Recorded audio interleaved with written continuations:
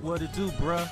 Talk of the town, Nintendo, Doc Trey still holding it down, still make the best games, and you know this, bro. It's the truth. If you don't like it, you can have that seat though. Alright, so before I give my thoughts on that Nintendo Direct, there was a lot of seats, weren't there? Damn. The doctor handed out quite a few seats in that Direct. We got Kingdom Hearts 4 officially confirmed for the Switch 2, something that I told you guys was definitely coming to the Switch 2 a very long time ago, pretty much when the first screenshots were shown. Confirmed for Switch 2, Kingdom Hearts 4. And not only Kingdom Hearts 4, but the entire collection of Kingdom Hearts and its DLC up until now officially confirmed for Nintendo Switch 2. We also have Stellar Blade, the former PlayStation exclusive, coming to Switch 2. Just like I told you guys it would. Showed you guys that the co-developer of Stellar Blade had announced that they had Switch 2 kits. Stellar Blade confirmed for Switch 2. We also have Devil May Cry 5, the game that I was the first to tell you guys, and the title was coming to Nintendo Switch 2. Now, what's odd about this one, though, is that this game is coming to the Switch 2 this month, yet Devil May Cry 4, the only game besides this one from the Devil May Cry series that isn't on eShop, has no announcement or release date. So that's kind of weird. So you can play Devil May Cry 1 through 3 and 5, but not 4 on eShop. So that's kind of odd, but maybe they will fix that very soon. But it is kind of weird to be able to play the first 3 games and 5, but not 4. That's pretty odd. Pretty odd. What else? What other seats we got here? So we also have that I successfully, through the doctor's incredible investigation skills, that the studio behind the new Star Fox game that comes out this month is in fact Velan Studios. I said that they were going to be the developer of this game, and I was right when I said I accidentally leaked this game 2 years ago. We also have... What else? Man, there's so many seats, I'm forgetting stuff here. So... Wait, what else? I know there's more. Okay, now this could have been a seat too, but I guess I forgot to actually upload the video. So Lords of the Fallen 2 was officially announced for the Nintendo Switch 2. I actually found information on Lords of the Fallen game coming to Switch or Switch 2 2 years ago, and I forgot to make the video. This has happened before, but yeah, I guess maybe I fell asleep, or maybe I found something I thought better to make a video on. But I found out information about this port 2 years ago. And there's the proof, 2024. So yeah, messed up on that one. We also had people that were saying that Nintendo would never tell Microsoft to hold off on an announcement to use at their own conference. And I said that this specific game, Minecraft, a native version of Minecraft, would be announced for Switch 2 after Direct.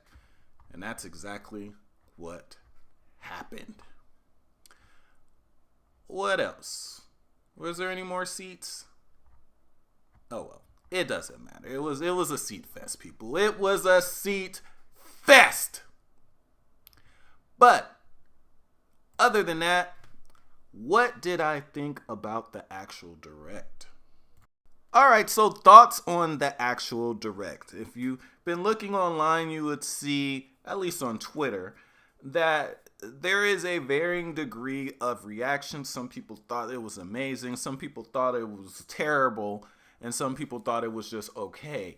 And I think that's literally going to depend on what type of games that you are into. This was a very, I would say, RPG heavy Nintendo Direct. So if you are into RPGs, or if you're into JRPGs in particular, you're probably loving this event, because there was a lot of games that were confirmed for the Nintendo Switch 2. We have Switch 2 editions of 4K 60 frames per second editions of all the Xenoblade games. We have Kingdom Hearts 4 officially confirmed and announced for Switch 2, coming out the same time as the other versions, with new footage and the official logo. So for RPG fans in particular, this was a huge Nintendo Direct. And for people that like to play a lot of their third-party games on the Switch 2, this was also a pretty big Direct, because a lot of these games finally are either finally coming to the Nintendo Switch, Switch 2, or being confirmed for the Nintendo Switch 2 for the first time.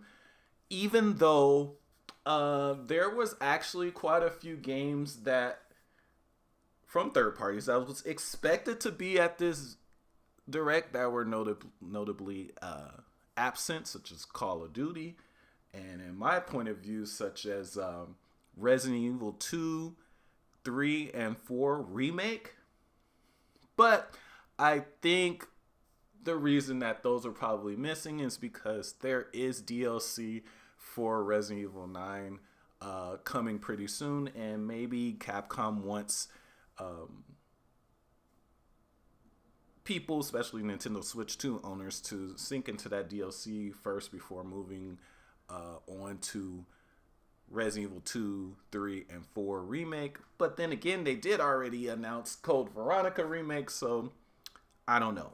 But with all of the gaps in announcements and third-party games that have been rated for the Switch 2, that we know that are coming to the Switch 2, that still weren't at this Direct and still weren't at these past events that were just held within the last couple of days or over this weekend, shows that there will, like I told you guys before, will be another Direct and other events before the end of the year.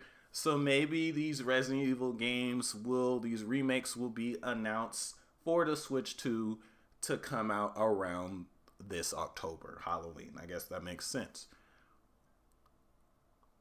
But for people that aren't into RPGs and don't necessarily play third-party games on their Nintendo systems, yeah, I'm sure a lot of them were probably disappointed, because there wasn't a whole lot of new first-party games announced at this Direct, besides a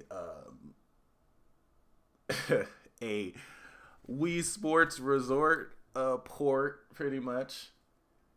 And then we have Zelda, which, in my opinion, was the main thing I wanted to see at this Direct.